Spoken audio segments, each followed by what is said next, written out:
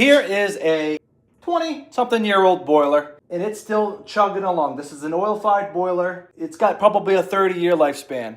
And you want to know, when is it time to replace your own system? Stay tuned and I'll tell you. This is probably going to be the most longest system that you're going to get.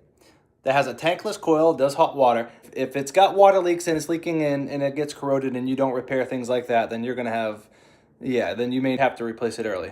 But if you keep it maintained and you do all that stuff, it should last you a long time. But listen, non-condensing systems, those are going to get the longest lifespan. This is non-condensing. If you have gas like it, that's non-condensing, 20, 30 years. If you have a warm air furnace, oil or gas, 20, 30 years. If you have anything that is condensing, gas wall hung condensing boiler, 10 to 15 years. Gas condensing warm air furnace, 10 to 15 years. If you've got major expenses pushing up between the 10 to 15 year mark, I'd just be considering replacing it, because it ain't gonna be long before the heat exchanger goes, or something more significant with a gas wall hung boiler that's gonna go, and you're not gonna wanna have to put all that kind of money into a system that's only got a 15-year lifespan max. It's the non-condensing systems that have lower efficiency, but they're gonna have a longer lifespan. And they may be a little bit less to repair along the way. But the one for us to keep going and maintaining throughout the season, even when it does fail, even when it's 20, pushing 30 years old, are these oil-fired boilers, whether it's warm air or it's a boiler. They just seem to be the easiest to keep going and keep repairing, and that's why there's so many still out here. If you have the gas wall hungs or you have the gas warm air condensing, just a snapshot on that. Hear this. This is the condensing high efficiency systems. The one great things that those have going for them is the fact that you can vent them without a chimney. They can go on the wall. They can replace a lot of systems. They put out a lot of BTUs. They can do heat and hot water in one. This is a hydronic water systems. Gas, natural gas, LP fired gas, high efficiency systems. Wiesmann makes a great one. There's a few great brands out there. Some brands you want to probably just stay away from.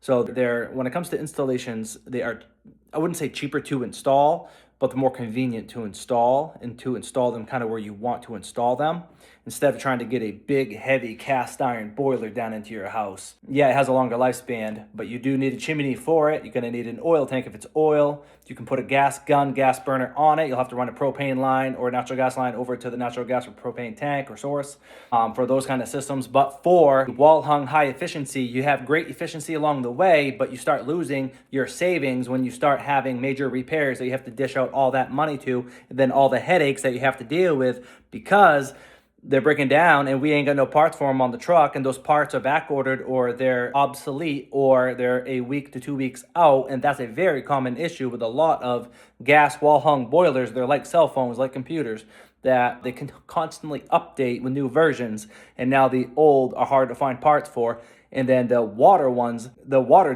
does a toll on those boilers. You got bad water quality or you don't maintain it, you just get so many problems due to just the water quality or water leak or anything like that inside the system.